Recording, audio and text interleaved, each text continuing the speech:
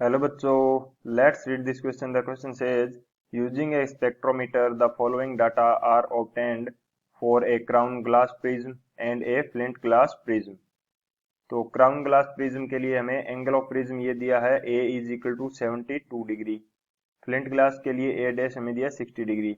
Minimum deviation angle हमें blue colour के लिए क्राउन ग्लास के लिए हमें दिया है 54.6 डिग्री एंड रेड कलर के लिए हमें डेल्टा दिया है 53 डिग्री एंड डेल्टा जो येलो कलर के लिए है वो हमारे पास है 54 डिग्री.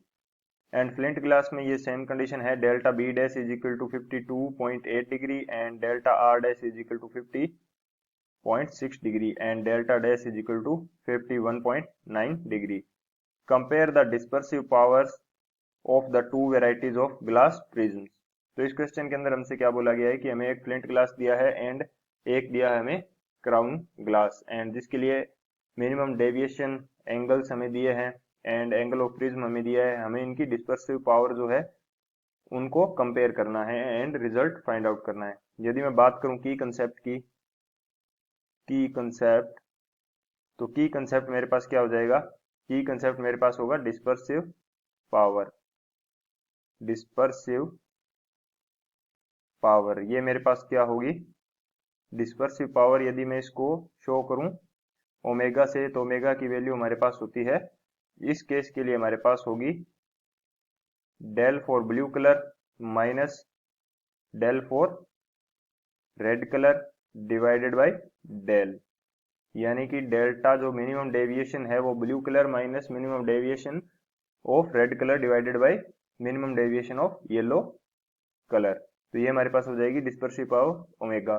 तो क्राउन ग्लास के लिए हम ये del B, del R and del use कर लेंगे एंड फ्लिंट ग्लास के लिए ये हमारे पास हो जाएगा del B dash, del R dash and delta dash. तो इसकी कंसेप्ट की हेल्प से हम लोग इस क्वेश्चन को सोल्व करेंगे. अब यदि बात की जाए सॉल्यूशन की, तो सॉल्यूशन हमारे पास क्या हो जाएगा? हम फर्स्ट क्राउन ग्लास के लिए डिस्पर्सिव पावर फाइंड आउट करते हैं. क्राउन ग्लास प्रिज्म के लिए हम डिस्पर्सिव पावर फाइंड आउट करते हैं. यदि मैं इसको बोल दूं ओमेगा 1, तो ये मेरे पास क्या हो जाएगा? According to the question del B minus del R divided by del. तो डेल बी की वैल्यू हमारे पास कितनी है? डेल बी की वैल्यू है हमारे पास 54.6 डिग्री माइनस डेल आर की वैल्यू हमारे पास कितनी है? ये है हमारे पास 53 degree divided by del. Delta की वैल्यू हमारे पास कितनी है? ये है 54. तो यहाँ से यदि मैं इसको सॉल्व करूँ तो ओमेगा 1 की वैल्यू मेरे पास कितनी आ जाएगी? ये मेरे पास आ जाएगी 1.6 डिवाइडेड बाई 54. सेम कंडीशन हम करते हैं for flint glass prism. Flint glass prism के लिए यदि हम ओमेगा 2 अज्यूम कर लें, डिस्पर्सिव पावर क्या है? ओमेगा 2. तो ये मेरे पास हो जाएगी del B dash minus del R dash. तो इसको थोड़ा सही लिख लेते हैं, del B dash minus del R dash divided by delta dash. तो डेल बी डैश की वैल्यू हमारे पास कितनी है? ये हमारे पास है 52.8 degree minus del R dash की वैल्यू हमारे पास कितनी है? ये हमारे पास है 50.6 degree divided by del dash की वैल्यू ये हमारे पास है 51.9 डिग्री. तो यदि मैं इसको सोल्व करूंगा तो मेरे पास ओमेगा 2 की वैल्यू कितनी आ जाएगी?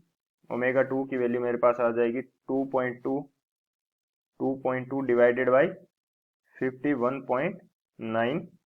ये मेरे पास आ जाएगी ओमेगा 2 की वैल्यू एंड इन दोनों वैल्यूओं को हमें कंपेयर करना है. यानी कि ओमेगा 1 डिवाइडेड बाई ओमेगा 2 कर दूं तो मेरे पास क्या वैल्यू आएगी?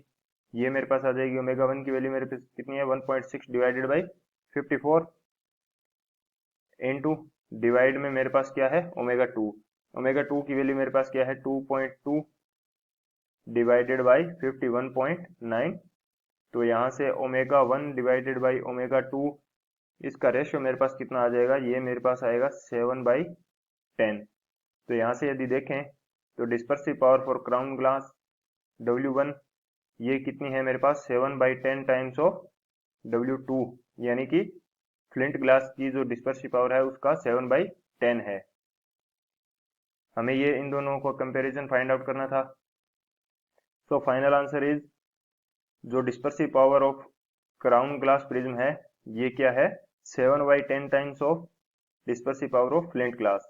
So this is the final answer. I hope you understood it well. Best of luck. Thank you.